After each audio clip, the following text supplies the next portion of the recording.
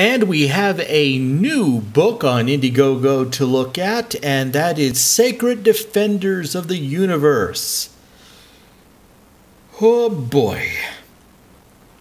So, what we're looking at here is something that, as usual, does not say Hail Comicsgate, does not indicate that it is a Comicsgate book, and I gotta admit, already makes me worry just reading the opening. Let's just go with the disclaimer. Blah, blah, blah, December, blah, blah, blah, okay, I don't care. Here we go. Tired of Hollywood and corporations stealing indigenous identity, culture, art, ceremony, and traditions, we're fighting to protect indigenous stories and people through digital copyright. We're looking to protect history through copyright. There's a certain cultish religion out of California that kind of does that. You know who they are. Anyways, we are an indigenous production company, and that's in big bold letters. All the productions we produce, okay, guys, get a copy editor, are in partnership with real indigenous peoples. The views reflected in our productions hold tradition and cultural accuracy. We produce indigenous media to serve as intellectual property copyright protection for the individuals and nations who contribute to our projects. We want to see movie titles with indigenous representation on the Hollywood screen funded by majority-owned indigenous companies. And already I want to stop reading because this is so cringe. I mean, I don't think these guys are Comicsgate guys. I don't think they like us very much. I'm sure if I went from IndieGoGo over to Kickfarter that we'd find some of their stuff there. But, yeah. Oh, wait, look at that. Look at that bisexual lighting. I think that says it all. But yeah, these guys are putting out comic books. And look, I don't have anything against what they're doing.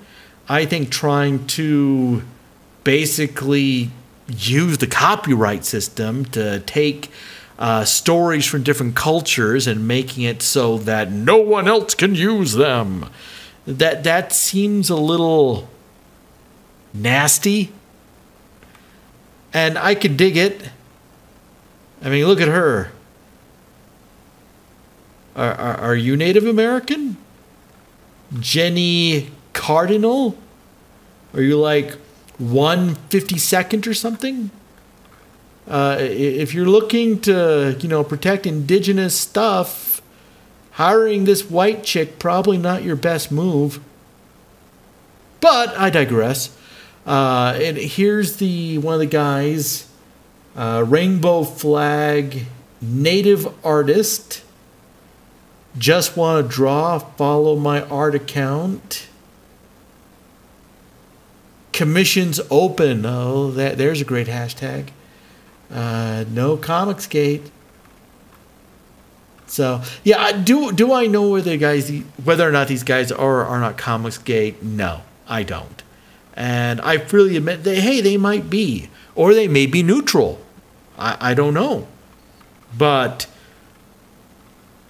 I think they should have spent a little bit more time telling us about. There's a whole lot of white people mixed in with these native people. That kind of undermines your message, guys. But I digress. I think that this is perfectly reasonable, and hey, having Native Americans tell the story of Native American culture, or in this case, Native Canadian, indigenous people. I don't know what to use anymore. They use indigenous people, so I guess I'll use indigenous people. I'm sure it won't be offensive for at least a week.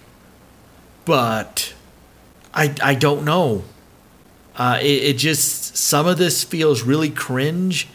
Some of this feels a little bit dishonest. Not dishonest in the way that they are dishonest about their intentions. I don't think they are. But dishonest in that the fact they want to hide these stories behind the veneer of copyright to bludgeon other people who may draw inspiration from Native American culture. And I want to see Native Americans share their culture.